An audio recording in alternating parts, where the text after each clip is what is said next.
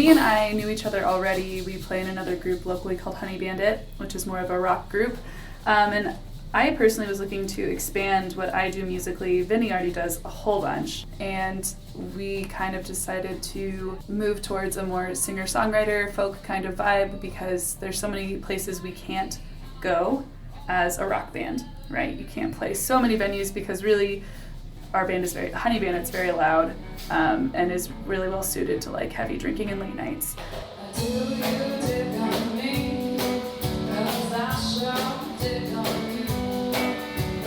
Billie is something that we can take into all sorts of different areas, and it's just a more stripped down, versatile configuration of our instruments. I'd always seen people play a cajon, and they reach down really low on the cajon to get the low end sound. So you can't really do a lot with your arms.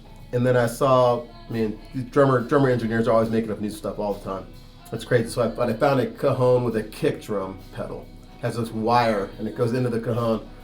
It replaces your need to use your right hand as the bass instrument, and so I can go back to using what my four-way independence that I have on the drum kit, and using more of a dynamic stuff to accent her voice and guitar shakers, and then I can also play a hi-hat, and then use my left hand as a snare drum the whole time, and basically just kind of replicate the drum kit sound scaled down, and it won't hurt my body moving it around.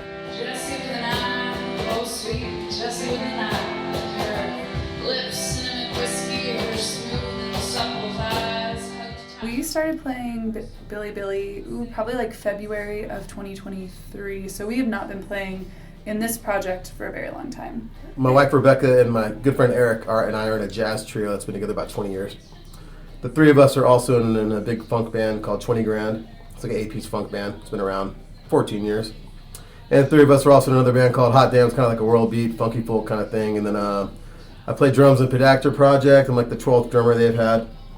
It's like these guys from Big Fork. It's kind of like a rock and roll. I've probably been writing poetry since I was like in middle school. Started writing songs in high school once I learned how to play guitar. And I just really enjoy, just performing. And that's the main thing, how I kind of got into a performance scene here in the Flathead, is I did a spoken word poetry slam for a few years.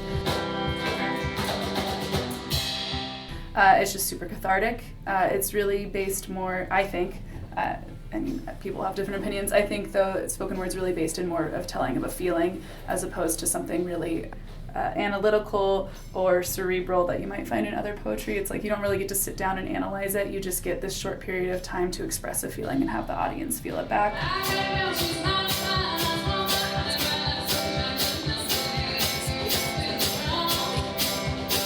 My biggest regret in life is not taking the piano lessons my mom tried to make me do. It is, and I'll admit that. But I was also really into sports, and really dedicated myself to being a college athlete.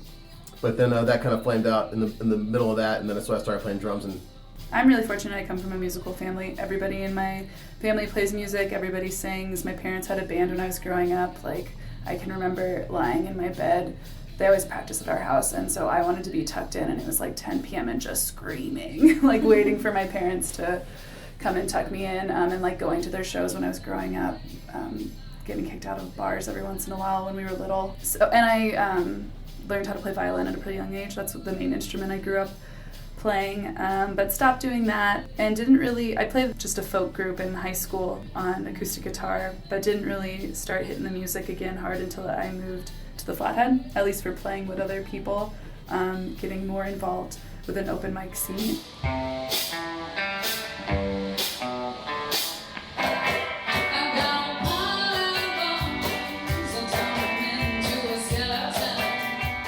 We were just kicking around ideas for what we wanted to call this group. It's nothing too revealing or anything what our name comes from, but Vinnie was kicking around ideas of doing 2 unisex names since we're a male-female group, and I was kicking around doing like the same name twice, use the same word twice, and Billie came about. You could also say it's for our main musical influences, Billy Idol and Billie Holiday.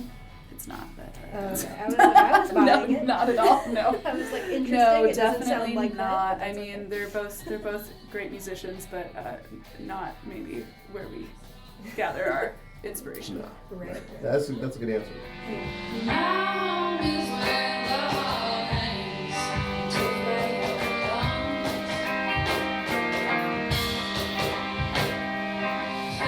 And one thing that really sticks out to me as far as what you need to collaborate is recognizing that when you're figuring something out, when you're putting something together, when you're learning a new song, even if it's a cover, you have to be somewhat comfortable with sucking at it in front of other people and other people sucking at it in front of you. And it's really awkward. It can feel really awkward if it's not something you're doing consistently, especially. You know, if you've sort of set in on your set list and then all of a sudden you're going to try and bring in some new songs, and it's like, oh, wait, oh, gosh, we're like back in this really just uncomfortable space, vulnerable space. And so I think having some grace for yourself, having some grace for others in collaboration, and also when you're collaborating, it's not always, unless it's like, I am bringing this song, this is a song I have written, this is the music I have written to it, you also have to give people license to play it how they are hearing it, and eventually it'll all come into whatever that finished product may be.